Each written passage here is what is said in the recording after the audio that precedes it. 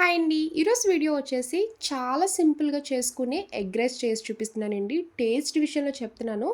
Chicken biryani, mutton biryani పెట్టినా కూడా ఈ ఎగ్ రైసే తింటారు. అంత టేస్టీగా ఉంటది.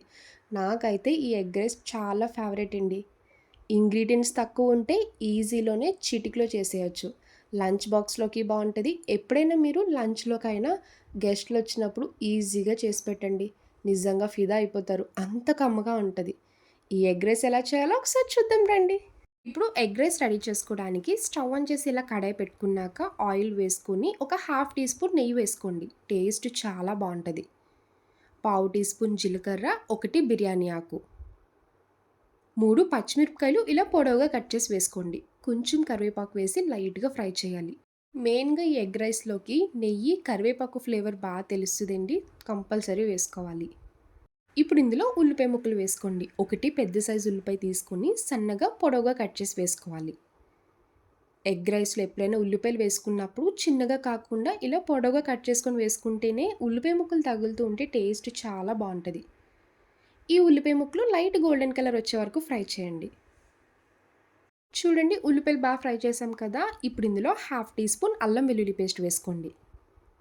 చిటికెడు పసుపు, మీరు కారం ఎంత తింటారో చూసుకొని కారం వేసుకోవాలి. నేనైతే 1 టీ స్పూన్ వరకు వేసుకుంటున్నానండి. మీ టేస్ట్‌కి తగ్గ ఉప్పు వేసుకోవాలి. కొత్తిమీర చిన్నగా కట్ చేసుకొని వేసుకోండి. Half teaspoon garam masala powder వేసుకొని ఒక 1 మినిట్ ఫ్రై చేయాలి. గరం మసాలా పౌడర్ వేసినప్పుడు వీడియో క్లిప్ మిస్ అయిందండి. హాఫ్ టీ స్పూన్ మసాలా వేసుకొని ఒకసారి ఫ్రై చేసుకోవాలి. చూడండి, ఇలా ఫ్రై చేసాం కదా. ఇప్పుడు ఎగ్స్ తీసి బ్రేక్ చేసి వేసుకోవాలి. నేనైతే 2 గుడ్ల వరకు తీసుకుంటున్నానండి. ఈ 2 గుడ్లకి ఎగ్ రైస్ కరెక్ట్‌గా ఇద్దరు హ్యాపీగా తినొచ్చు. ఇద్దరు మనుషులకైతే కరెక్ట్‌గా సరిపోద్ది. ఇలా 2 ఎగ్స్ బ్రేక్ చేసి వేసాక మూత పెట్టి మీడియం ఫ్లేమ్‌లోనే ఒక 2 మినిట్స్ కుక్ చేయండి. అస్సలు కదపొద్దు.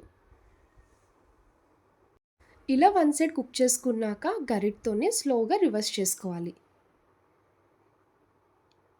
ఇలా ఆమ్లెట్‌లా చేసుకుంటే టేస్ట్ చాలా బాగుంటుంది. ఇలా రివర్స్ చేసుకొని ఇంకొక 1 మినిట్ కుక్ చేసుకోండి. ఇలా ఎగ్స్‌ని ఆమ్లెట్‌లా వేయడం వల్ల ఎగ్ రైస్ తిన్నప్పుడు ఎగ్ స్మెల్ అస్సలు రాదండి. టేస్ట్ చాలా బాగుంటుంది. చూడండి, చూస్తుంటేనే నోట్లో నీళ్ళు ఊరిపోతున్నాయి కదా. ఇప్పుడు రైస్ వేసుకోండి. కుక్ చేసి పక్కన పెట్టుకున్న రైస్ మొత్తం వేసాక ఆమ్లెట్‌లో వేసాం కదండీ ఎగ్‌ని, చిన్న ముక్కల కింద బ్రేక్ చేస్తూ మొత్తం కలిసేలా కలపాలి. కింది నుంచి పైకి మొత్తం కలుపుకోండి. చూడండి, ఎగ్ రైస్ చూడడానికి కూడా కలర్‌ఫుల్‌గా చాలా బాగా కనిపిస్తుంది కదా. ఇలా కలుపుతూ ఉన్నప్పుడే కొంచెం కొత్తిమీర చిన్నగా కట్ చేసి వేసుకోండి. ఎప్పుడు చేసుకునే ఎగ్ రైస్ కాకుండా ఇలా సింపుల్‌గా చేసుకోండి. టేస్ట్ అయితే చాలా బాగుంటుంది. ఒక్కసారి తిన్నారంటే మళ్ళీ ఇలానే కావాలని అడుగుతారు. చూడండి, రైస్ కూడా ఎక్కడా ముద్దవ్వకుండా పొడి పొడిగా బాగా వచ్చింది కదా. ఇలా రైస్ కలుపుతూ ఉన్నప్పుడే ఆమ్లెట్‌ని బ్రేక్ చేస్తూ కలుపుకోవాలి. రైస్ వేసుకున్నాక ఎక్కువసేపు కలపకండి. ఒక 1 మినిట్ హై ఫ్లేమ్‌లో పెట్టి కలుపుకుంటే సరిపోద్ది. చూడండి, చాలా సింపుల్‌గా ఎగ్ రైస్ రెడీ అయిపోయింది కదా. ఇప్పుడు ఇంకా స్టవ్ ఆఫ్ చేసుకోవాలి.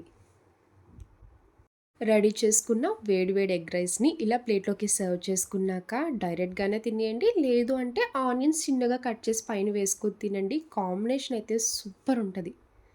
చూసారు కదండీ! చిటికలో రెడీ చేసేయచ్చు. ఎక్కువ మసాలాలు వేయకుండా 10 నిమిషాల్లోనే ఈజీగా టేస్టీగా చేసుకోవచ్చు.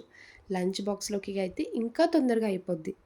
చూసారు కదా నా స్టైల్‌లో ఎగ్ రైస్. నా వీడియో మీకు నచ్చితే లైక్ చేసి షేర్ చేయండి. ఫస్ట్ టైమ్ చూసేవాళ్ళు ఎవరైనా అయితే ప్లీజ్ అండి ఛానల్ సబ్స్క్రైబ్ చేయండి. బాయ్ అండి.